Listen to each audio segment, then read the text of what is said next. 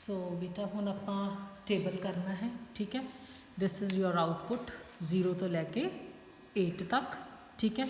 0 units बनाऊंगी तो 0 TVC होगी, ठीक है। वेरीएबल कॉस्ट 0 होगी पर फिक्सड कॉस्ट 10 होगी। देखो टोटल फिक्सड कॉस्ट का कॉलम देखोगे तुसी, इट इज़ 10।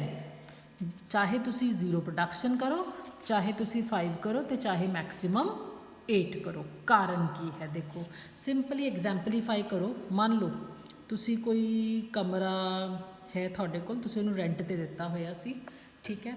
हुण जदों तुसी उहनूं रेंट ते दिता, तुहानूं उहदा रेंट आ रहा सी, तो उहदे विचों तुसी खर्चा कट रहे सी किहदा, फैन दा, ठीक है। फैन का जिन्ना बिल आउंदा सी वो तुहाडे कोल वेरीएबल कॉस्ट होगी। जिहड़ी फैन की कॉस्ट है, इंस्टॉलेशन वाली कॉस्ट, जिहड़ा फैन खरीदिया है, वो टोटल फिक्सड कॉस्ट है तुहाडी, ठीक है।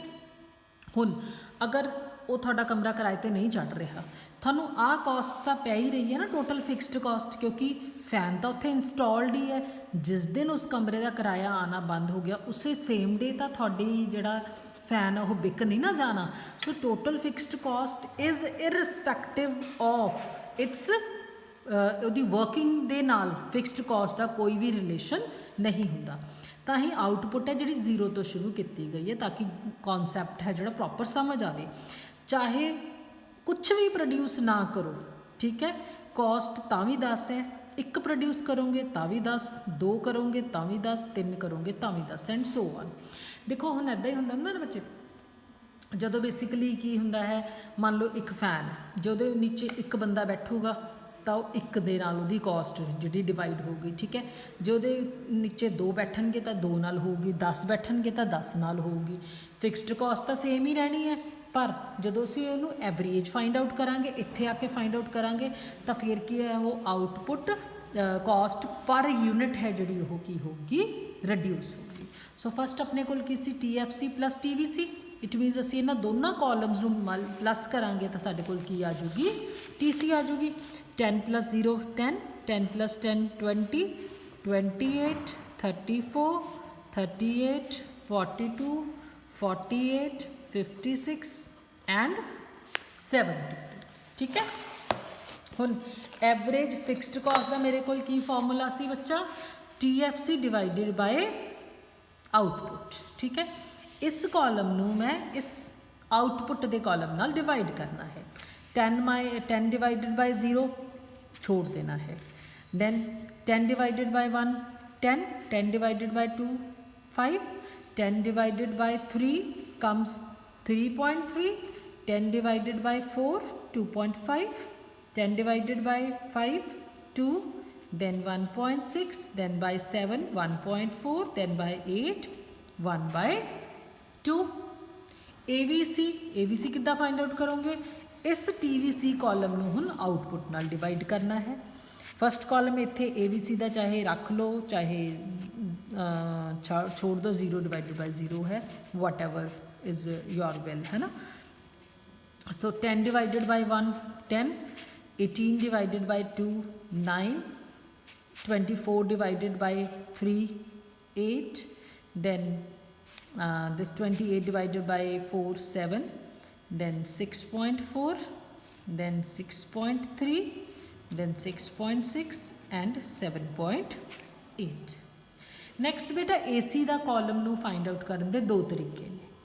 ईदर TC कॉलम नूं Q नाल डिवाइड कर दो, और AC AFC और ABC नूं प्लस कर दो, कुछ भी कर सकते हो, ठीक है। मैं इत्थे प्लस कर लैनी हाँ, it seems to be easy for me. Otherwise जो तुम इस कॉलम नूं TC नूं Q नाल डिवाइड करोगे, फिर भी रिजल्ट है जिहड़ा इट विल कम सेम।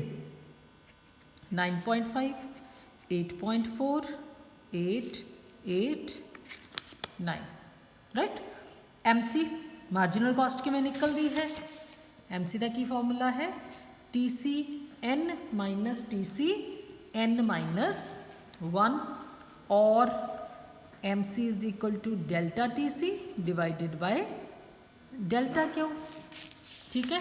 हुण TC भी चाहे तुसी TVC चो फाइंड आउट कर लो बच्चा, चाहे TC चो कर लो, one and the same thing. देखो जो मैं आपला फॉर्मूला लगानी है delta TC upon delta Q, output तो 1 1 की चेंज आ रही है, इसलिए डिवाइड तो बाय 1 ही होना हमेशा। तो सिर्फ मैं की कर लेना है, चेंज देख लेनी है इत्थों, ठीक है। हुण चाहे TC चो कर लो बच्चे, चाहे TVC चो कर लो। देखो 20 माइनस 10 10 और 10 माइनस 0 10, 18 माइनस 10 8 और 28 माइनस 20 8, 24 चो 18 कितने और 34 चो 28 कितने, then 4 4 then 6 8 60. So what you can write here, that MC can be calculated from either TC or TVC. Why so? Because marginal cost is always variable cost, a fixed नहीं होती। सो ਤੁਹਾਡਾ ਕੀ ਕੰਮ है ਅੱਜ, इस टेबल ਨੂੰ ਤੁਹਾਡੀ बुक ਦੇ ਵਿੱਚ जो मैं ਤੁਹਾਨੂੰ PDF भेजी ਉੱਤੇ टेबल नंबर 8 ਬਣਿਆ ਹੋਇਆ है। ਤੁਹਾਡਾ ਕੰਮ ਕੀ है, इस टेबल ਦੇ ਕੋਰਸਪੋਂਡਿੰਗਲੀ ਡਾਇਗਰਾਮਸ ਬਣਾਉਣੇ ਆ। ठीक है, सो ਤੁਹਾਡੇ ਕੋਲ ਬੇਸਿਕਲੀ ਕਿੰਨੀਆਂ ਡਾਇਗਰਾਮਸ ਬਣਨਗੀਆਂ, ਇੱਕ TFC ਦੀ ਬਣੂਗੀ, TVC, TC, AFC, AVC, AC and MC। ठीक है, तो ਕੋਰਸਪੋਂਡਿੰਗਲੀ OX एक्सिस ਤੇ ਇੱਕ ਮੈਂ ਤੁਹਾਨੂੰ ਦੱਸ ਦਿੰਨੀ ਆ, here on OX axis output लाओगे and on OY axis you will take cost. ਹੁਣ ਮੰਨ ਲਓ ਜਿਵੇਂ TFC है, ਇੱਥੇ मैं 10 ਦਾ ਲਿਆ, नीचे 1 2 3 4 5 6 7 8। ਹੁਣ ਚਾहे आउटपुट एक है ਤਾਂ ਵੀ कॉस्ट 10 है, 2 ਤੇ भी 3 ਤੇ 4 5 6 7 8, आ मेरी की बन गई TFC ਦੀ ਕਰਵ बन गई। सो सिमिलरली ਤੁਸੀਂ ਸਾਰੀਆਂ ਜਿਹੜੀਆਂ 3 3 6 7 ਡਾਇਗਰਾਮਸ ਨੇ ਤੁਹਾਡੀਆਂ ਬਣਨਗੀਆਂ। ਉਸ ਤੋਂ ਬਾਅਦ ਇਹਦੇ ਵਿੱਚ ਜੋ ਜੋ ਇਨ ਬਿਟਵੀਨ ਕੋਈ ਸਿਗਨੀਫੀਕੈਂਸ ਹੈ, ਕੋਈ ਰਿਲੇਸ਼ਨਸ ਨੇ, ਉਹ ਆਪਾਂ ਫਿਰ ਮੈਂ ਤੁਹਾਨੂੰ ਨੈਕਸਟ ਵੀਡੀਓ 'ਚ ਉਦੋਂ ਹੀ ਕਰਵਾਉਂਗੀ ਜਦੋਂ ਸਾਰੇ ਮੈਨੂੰ ਆਪਣੀਆਂ ਡਾਇਗਰਾਮਸ ਬਣਾ ਕੇ ਭੇਜੂਗੇ। ਠੀਕ ਹੈ, ਇਹਦੇ ਨਾਲ ਬੇਟਾ ਤੁਹਾਡਾ ਬਹੁਤ ਜ਼ਿਆਦਾ ਜਿਹੜਾ ਟੌਪਿਕ ਹੈ ਉਹ ਤਕਰੀਬਨ ਜਿਹੜਾ ਚੈਪਟਰ ਹੈ ਉਹ ਬਹੁਤ ਛੋਟਾ ਜਿਹਾ ਇਸ ਤੋਂ ਬਾਅਦ ਬਚਦਾ ਹੈ। It all depends upon you ਕਿ ਤੁਸੀਂ ਕਿੰਨੀ ਜਲਦੀ ਜਿਹੜਾ ਮੈਨੂੰ ਆਪਣੀਆਂ डायग्राम्स बना के भेजते हो। नेक्स्ट डे मैं थोड़ा लॉन्ग रन दी कॉस्ट करा देनी है। This chapter will be finish, very easy chapter. So hopefully तुसीं इहनूं जल्दी कंप्लीट करके सारे ने मैनूं ये भेजनियां ने। ठीक है बेटा, till then goodbye, have a nice time.